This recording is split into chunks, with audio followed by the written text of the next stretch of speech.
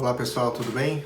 Hoje a gente vai para o nosso 8º episódio da nossa série de estudos em Hebreus. Eu quero convidar você a ler um texto comigo, está no capítulo 8 de Hebreus. Nós vamos ler dos versículos 1 ao 6. O mais importante do que estamos tratando é que temos um sumo sacerdote como esse, o qual se assentou à direita do trono da majestade nos céus, e serve no santuário, no verdadeiro tabernáculo que o Senhor erigiu, e não o homem. Todo sumo sacerdote é constituído para apresentar ofertas e sacrifícios, e por isso era necessário que também este tivesse algo a oferecer. Se ele estivesse na terra, nem seria sumo sacerdote, visto que já existem aqueles que apresentam as ofertas prescritas pela lei. Eles servem num santuário que é cópia e sombra daquele que está nos céus, já que Moisés foi avisado quando estava para construir o tabernáculo. Tenha o cuidado de fazer tudo segundo o modelo que lhe foi mostrado no monte. Agora, porém, o ministério que Jesus recebeu é superior ao deles, assim como também a aliança da qual ele é mediador é superior à antiga, sendo baseada em promessas superiores. Pois se aquela primeira aliança fosse perfeita, não seria necessário procurar lugar para outra. A gente leu até o versículo 7. Então, Hebreus 8, dos versículos 1 ao 7. Então, aqui a gente chega no ponto central da narrativa da Epístola aos Hebreus. No capítulo de número 7, o episódio anterior a esse, a gente viu sobre como o autor aos Hebreus se referiu a Jesus como sendo o sacerdote da ordem de Melquisedeque, e o que isso significa, e o que o sumo sacerdócio de Jesus quer dizer. Mas aqui no capítulo 8, no versículo de número 1, o próprio autor nos dá a deixa. Ele diz assim: o mais importante do que estamos tratando, de tudo que a gente já falou antes, de tudo que a gente viu até agora, o mais importante do que estamos tratando é que temos um sumo sacerdote como esse. Isto é, temos em Jesus um sumo sacerdote. O que ele está querendo dizer quando ele diz temos um sumo sacerdote como esse? Ora, temos Jesus como nosso sumo sacerdote. E que tipo de sumo sacerdote é Jesus? Ora, a gente já viu isso nos capítulos anteriores, no que a gente construiu em termos de estudo até agora, que Jesus é um sumo sacerdote que se fez homem e que se compadece de nós e que conhece as nossas lutas, conhece os nossos sofrimentos, conhece os nossos conflitos, e por ter passado pelo que eu e você passamos, consegue se solidarizar, consegue sentir o que sentimos, consegue entender o que sentimos e intercede por nós diante de Deus Pai. E aí uma dúvida que surge é: por que Jesus é esse sumo sacerdote tão superior aos outros? Acho que uma primeira resposta que a gente pode dar, baseado em tudo que a gente já viu até agora, é que Jesus justamente não foi um sumo sacerdote no templo. Jesus não serviu como sumo sacerdote, o sacerdócio de Jesus não aconteceu nos parâmetros que o homem desenvolveu e desempenhou ao longo da história do povo de Israel. Ou seja, o sacerdócio de Jesus não aconteceu naqueles moldes, ele não aconteceu seguindo aquelas regras, seguindo o que a lei dizia. O sacerdócio de Jesus é de outra natureza, é de outra ordem. Jesus não veio da linhagem sacerdotal, porque Jesus não era da tribo de Levi. A gente já viu que a descendência, ou melhor, a ascendência de Jesus leva até a tribo de Judá. A gente já viu que Jesus não serviu no templo hora nenhuma como sacerdote ou nenhuma outra função, e que as visitas, as experiências de Jesus no templo, ou quando ele era criança, foi para discutir com os mestres da lei, debater a lei com os mestres da lei. Era um menino que debatia com os mestres da lei de igual para igual, olhando nos olhos deles como um igual, e depois a gente vê Jesus voltando ao templo, expulsando os vendilhões do templo, tomado de uma ira santa, vamos chamar assim, expulsando aquelas pessoas que estavam levando o templo para um lugar e para um lado que ele não deveria ser levado. Então, por que o sacerdócio de Jesus é superior? Porque Jesus serve como sumo sacerdote no santuário que é eterno. Esse texto que nós lemos diz isso. Mais do que isso, esse texto faz uma comparação também do santuário em que Jesus serve, ou seja, aquele santuário eterno, em cuja presença Deus está permanentemente, e os santuários humanos e as regras de sacerdócio humanas. E esse texto faz uma comparação bem interessante entre os dois, dizendo que o templo humano, o templo de Jerusalém, o templo que foi construído por mãos humanas, era sombra, era apenas uma cópia daquele que existe no céu, na eternidade. E aqui o texto segue dizendo, no versículo 2, que Jesus serve no santuário, no verdadeiro tabernáculo que o Senhor erigiu, que o Senhor construiu. O verdadeiro tabernáculo não é aquele que o homem construiu, não é aquele feito de pedras por mãos humanas. O verdadeiro santuário é aquele feito por Deus, pelo Senhor, é isso que o texto diz. Mas e daí? O que muda na nossa vida? O que mudou na vida da comunidade, do povo, da Igreja de Deus? Saber que Jesus é um sumo sacerdote. Que implicação prática tem isso para a minha vida e para a sua vida? Uma primeira coisa que me vem à mente quando eu penso nisso é o fato de que Jesus de fato rasgou o véu e se colocou como intercessor entre nós e Deus, nos fornecendo, nos possibilitando que nós possamos nos aproximar de Deus sem outro intermediário. Que nós possamos ter acesso livre a Deus em todo tempo, em todo lugar. Então o que Jesus fez e faz como sumo sacerdote é nos possibilitar esse acesso a Deus Pai. Nós temos livre acesso a Deus por causa do que Jesus fez, do seu sacrifício e do seu trabalho, do seu ofício como sumo sacerdote nesse santuário que foi construído por Deus, nesse santuário que é eterno. Nós temos livre acesso a Deus e podemos nos achegar a Ele sem intermediação. Nós não precisamos mais do templo, nós não precisamos mais da estrutura física, porque Jesus já se fez caminho para que nós nos aproximemos de Deus. Uma coisa muito viva na mente do povo de Deus ao longo de toda a história, mas talvez especialmente a esses leitores originais da Epístola aos Hebreus, é o fato de que eles tinham uma esperança muito viva desse encontro com Deus na eternidade, naquele lugar chamado de descanso eterno. Eu e você, em algum momento, talvez podemos perder isso de vista, essa questão da eternidade, essa questão do descanso eterno em Deus, porque a gente se foca, se concentra muito na vida hoje, no que a gente tem para fazer, nas coisas que a gente tem que produzir, que executar. Mas o povo de Deus, ao longo da história, sempre depositou a sua esperança nesse lugar de encontro eterno com Deus. E a gente viu lá no episódio número 6, no capítulo 6 de Hebreus, temos essa esperança como âncora da alma, essa esperança do encontro e do descanso eterno em Deus, que nos mantém firmes e inabaláveis na presença do próprio Deus. E o que mais? O que muda saber que Jesus é sumo sacerdote da ordem de Melquisedeque, intercede por nós diante de Deus? O que muda isso no meu dia a dia, no seu dia a dia? Além da gente ter esse livre acesso a Deus, e acho que isso é muito importante da gente reconhecer e relembrar que nós de fato temos esse acesso a Deus, e também dessa esperança do céu, porque o texto fala do céu. Ele fala que existe um santuário construído pelo Senhor e que nesse santuário Jesus serve como sumo sacerdote, intercedendo e se oferecendo como oferta em nosso favor. Então existe esse lugar de adoração eterna a Deus, e Apocalipse capítulo 4 também vai falar disso, desse lugar em que os anciãos e os seres viventes se prostram, colocam as suas coroas, os seus poderes, as suas regalias, colocam todas as suas honras aos pés de Deus, dizendo que só Ele é digno de adoração. Existe esse lugar de celebração, de culto eterno a Deus, que é realizado pelos seres celestiais e também há de ser realizado por nós. Isso é uma esperança que o sumo sacerdote Jesus tem para nos oferecer, mas também esse texto fala de um novo jeito de se relacionar com Deus.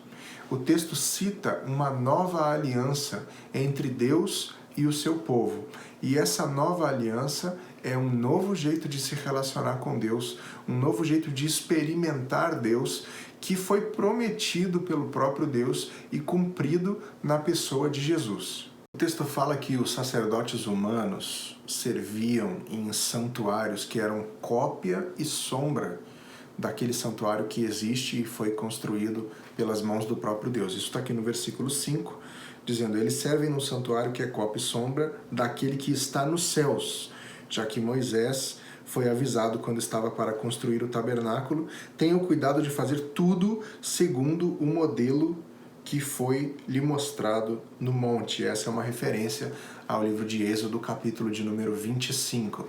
Então Moisés teve uma visão, ele recebeu um modelo, um exemplo, e ele, através desse exemplo, foi passado, foi orientado, e quando o tabernáculo foi construído, ele foi construído como uma cópia, mera sombra daquilo que existe nos céus e foi construído pelo próprio Deus. Eu acho que a referência ao mito da caverna de Platão aqui é muito clara, é muito óbvia. O mito da caverna de Platão diz respeito a alguns homens que vivem presos dentro de uma caverna, virados para a parede dessa caverna. E o que eles veem na caverna é sombra daquilo que existe do lado de fora. A luz entra pela caverna e eles enxergam então na parede as sombras daquilo que existe no mundo exterior, do lado de fora da caverna. Então tem uma árvore do lado da caverna, a luz passa por ela e eles veem a sombra da árvore na parede da caverna. Só que para eles a sombra é o real, eles só conhecem a sombra. E acho que isso tem a ver com o tipo de vida que eu e você vivemos, que nós estamos do lado de cada eternidade, então nós só conhecemos a sombra, não tivemos acesso ainda àquilo que é real, àquilo que é verdadeiro, àquilo que é intenso. E aí no mito da caverna de Platão, um desses prisioneiros dessa caverna consegue se soltar e ele sai da caverna e ele tem então uma visão daquilo que é verdadeiro, daquilo que ele vê a beleza integral das coisas que existem, ele vê as cores, ele vê as texturas, as nuances, ele consegue experimentar o mundo de um jeito que aqueles que estão lá dentro ainda não conseguiram experimentar. E aí você sabe o que acontece quando alguém se destaca, quando alguém destoa do restante do seu grupo. Ou ele se torna um líder, ou ele é excluído. E aí a gente sabe que nessa história é isso que acontece. Então o cara volta para a caverna e a história se desenrola a partir disso. Imagine o seguinte, imagine que eu e você tivéssemos a possibilidade de ver, de fato, esse santuário real, ter apenas um relance desse santuário real que existe e foi feito pelas mãos do próprio Deus. Qualquer coisa que seja vista depois daquilo vai parecer uma sombra, vai parecer uma cópia mal feita, um rascunho daquilo que existe e que é perfeito. É assim que a Bíblia se refere ao sacerdócio humano. É assim que a Bíblia se refere aos templos, aos tabernáculos construídos pelo homem, como uma cópia, como uma sombra, como algo que não chega nem perto daquilo que é o santuário onde Jesus serve como sumo sacerdote.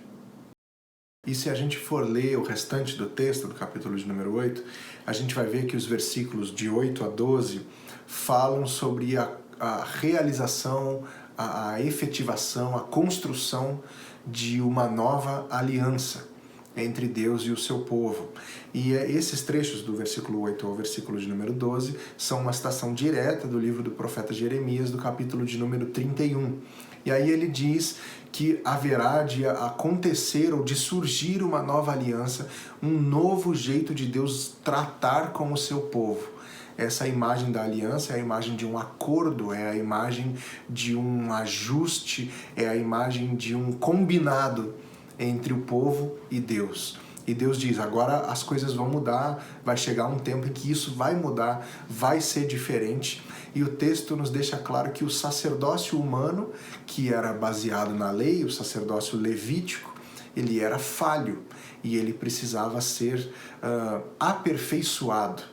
E a gente vê isso aqui no versículo de número 7, diz: pois se aquela primeira aliança fosse perfeita, não seria necessário procurar lugar para outra.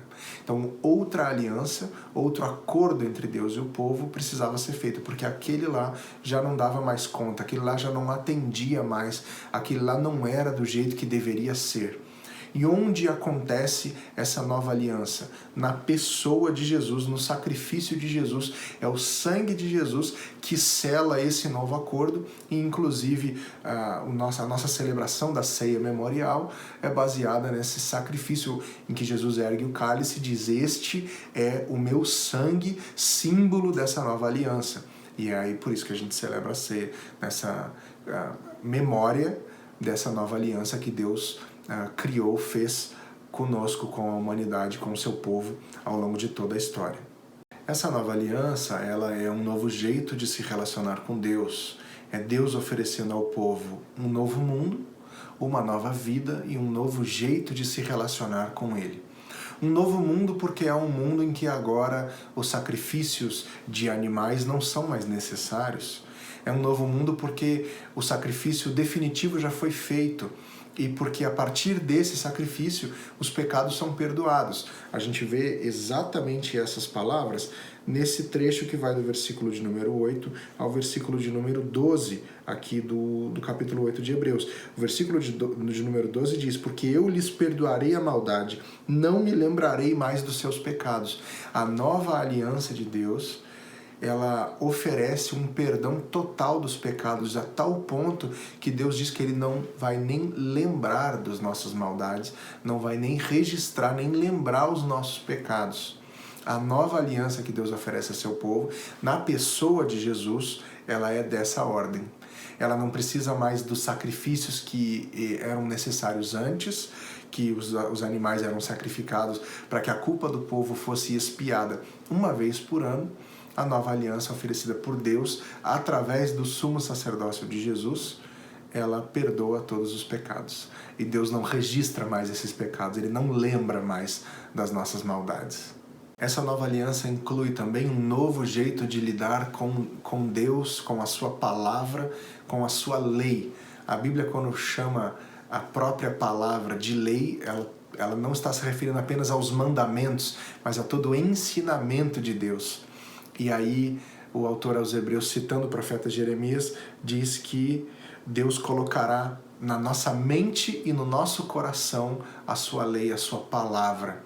A nova aliança com Deus traz na gente a palavra de Deus, traz na gente a lei de Deus, traz no nosso coração, na nossa mente, isso é, a nossa vontade é guiada pela palavra de Deus. O nosso jeito de ser é guiado pela palavra de Deus. Por isso eu disse que a nova aliança oferece uma nova vida. Oferece uma nova vida porque a partir dessa nova aliança, o nosso jeito de lidar com Deus, de experimentar Deus, de nos relacionarmos com Deus mudou. Agora a gente não precisa ir até algum lugar para oferecer um sacrifício a Deus. Não, Ele habita em nós, a sua lei está gravada em nós, a sua palavra habita em nós. A nova aliança de Deus possibilita que os nossos pecados sejam perdoados e que a palavra de Deus, a riqueza do que é a palavra de Deus, habite também em nós. E essa nova aliança com Deus também fala de como Deus se revela.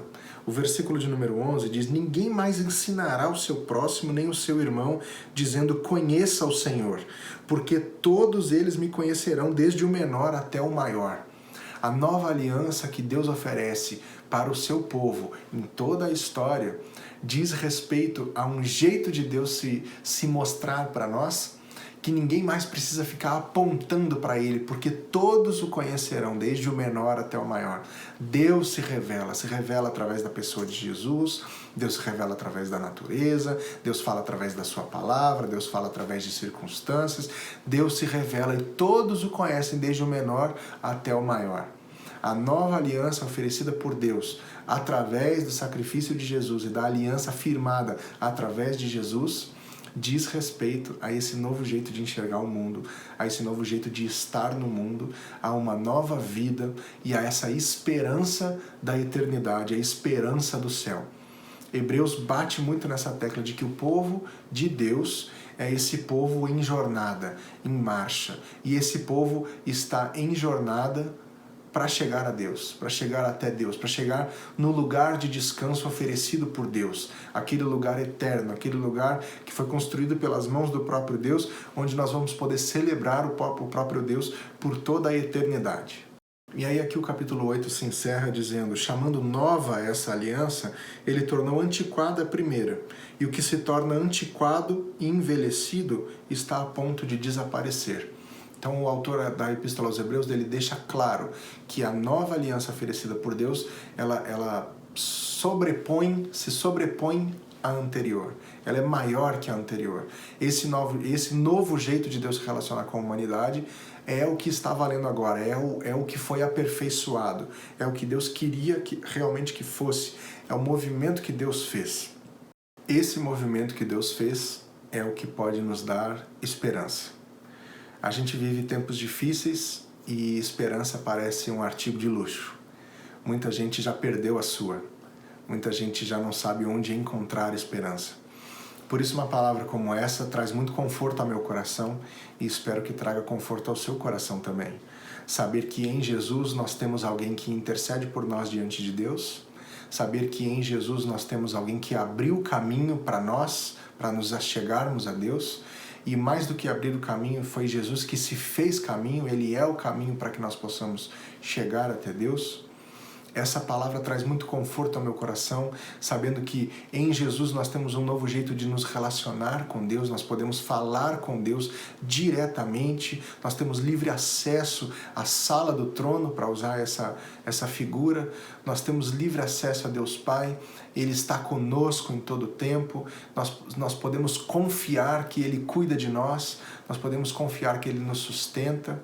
A nova aliança que Deus nos oferece um novo mundo, uma nova vida e uma nova relação com Ele. Os nossos pecados são perdoados e nós podemos ter livre acesso a Ele, nós podemos conhecê-lo e nós podemos desfrutar da Sua presença. O que eu desejo para mim e para você é que nós possamos nos agarrar nessa promessa de que Deus está sempre conosco, todos os dias, e que nós podemos confiar nele. Deus te abençoe.